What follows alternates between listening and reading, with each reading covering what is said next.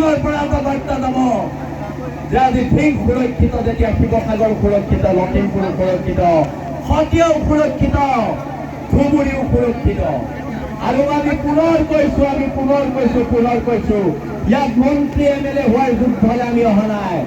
আমি আহিছো ধিঙৰ কণ ল'ৰা ছোৱালীৰ ভৱিষ্যতৰ কাৰণে, ৰাজপথত খোজ কঢ়াৰ এখন সংগ্ৰামৰ কাৰণে। আৰু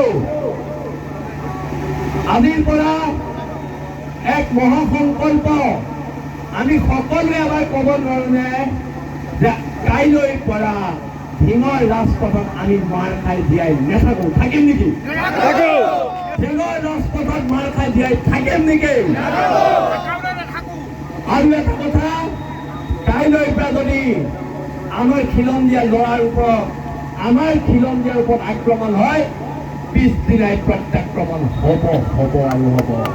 মাৰ খাই জীয়াই নাথাকাৰ সংকল্প, আঁঠুকাঢ়ি নাথাকাৰ এই সংকল্প, ধিঙৰ প্ৰত্যেকগৰাকী ছোৱালীৰ আবৰু বচোৱাৰ এই সংকল্প।